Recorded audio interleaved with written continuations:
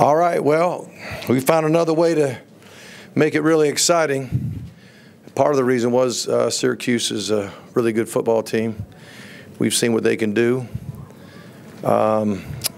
especially last week with Clemson. But everybody that's played them this year has been just talking about them, just how much harder they're playing now and with the purpose now. And not that they didn't last year, but they're a better team from what people say from a year ago, and it's a tribute to what Coach Babers is doing over there. And we for some reason can't find a way to play really good on both sides of the ball at the same time. We kind of take turns, and it'd be nice to be more consistent. You become consistent offensively when you throw and catch like you should. You become consistent when you can convert third downs a little bit better than we have been. We've just not been very good at all. And, we just got to continue to work. I mean, I think a lot of the times we had opportunities to make plays and didn't make them. Obviously, a couple drop balls could have been 2 more touchdowns in the first half. I think it was pretty evident on that. So we got to get better at that. Some of it's ball placement, some of it's just concentration, and some of it's good defense. I mean, the slant down on the goal line, the defender really did a super job. And even though the ball hit him right in the hands, we have a rule that we want it from his belly button to his knees. That's in the red zone, low red, you throw that slant route just a little bit lower for that reason. If you hit him here, there's a chance they can rake it out. So did it hit him on the button? It did, but it wasn't quite where we said to throw it. So just a little bit of ball placement here and there, and we might have even done better. But again, thrilled about the victory. Just, again, inconsistent effort offensively. Defensively, some really bright spots and some not so bright spots. Their quarterback is as tough as they come. He's a great runner. He's a great leader. He's tough as he can be. And we had a tough time getting him on the ground at times. And he extended plays and kept drives going for them with his wheels and with his arm. I mean, he's one of the better QBs we've played in a while. So with that, you guys can ask what you want. Coach, with Almond, made some great plays, also had some characteristic drops. Right. What did that have to do with his injury, perhaps? The you don't play a lot, maybe so. I think he was so anxious to score. The one in the end zone, you tell him over and over and over, not him, but all your receivers. You have to be so strong with your hands in that type of situation, because someone's going to be right there trying to rake it out. So we just got to be stronger with those hands, and sometimes there's nothing you can do. I mean, sometimes a defender makes a great play. And then another one he dropped, I think he knew he was about to score, and just kind of took his eyes off the ball a little bit. But we're not mad at him. We love him on. He's a great player. Coach, you talked earlier in the week about not quite being a dominant team yet. Right. You're still finding ways to win. And your experience as a coach, as you go on, have you seen the team become in that elite category? Yeah. Well, we're resilient. We're resilient. We won't we won't quit or panic or feel like all is lost. And we made some decisions that weren't very good. One time we had a defensive substitution where if we don't sub, we thought they subbed, they didn't sub, so we run guys in there, we get guys running off, penalty, and then we get a fumble deep in their territory. I mean, what would have happened then if we just would have been disciplined enough to sub properly? Just little things like that will get you beat. And but that that wasn't the only thing. Just Malik, the ball that they called pass interference and then changed their mind on. We couldn't ask for a better look. It was perfect. We were hoping for the defense that we got. We had good protection. And the ball literally, hit him in the hands. He drops the ball, and then he launches it out there under duress.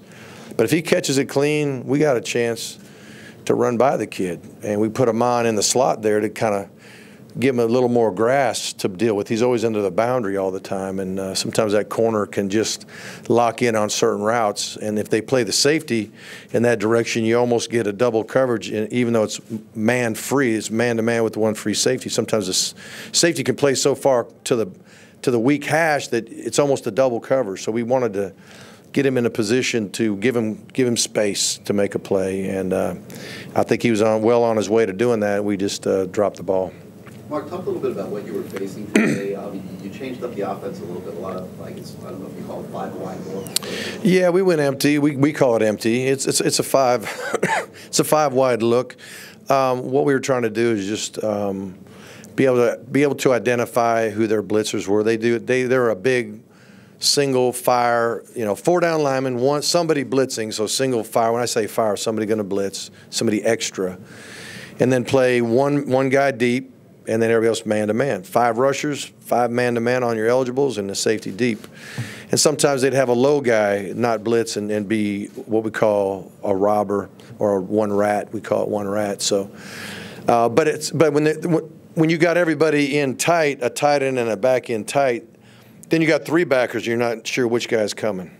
You spread them out, and they have to play man-to-man. It's hard to disguise anymore. You can see who's left over and who the linemen should block. 5 linemen, 5 rushers. You should be able to block them. It's man-to-man. Everybody's got somebody covered, and there's a safety deep.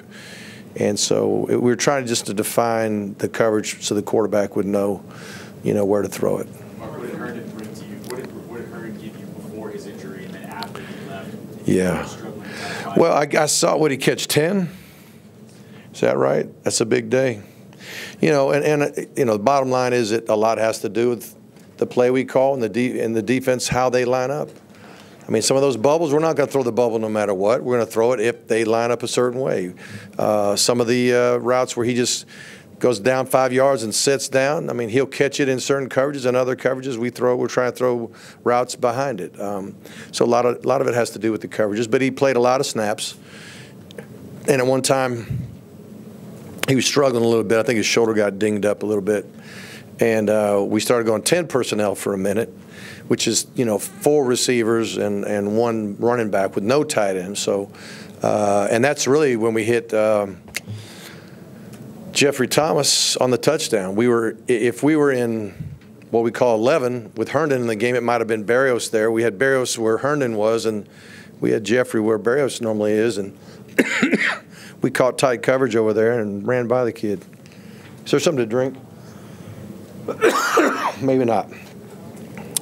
All right, maybe 1 or 2 more because I'm about to hack this thing to death. You had, I think it was 4th and 3 or 4th and 5 there in the 4th quarter. A 45-yard field goal.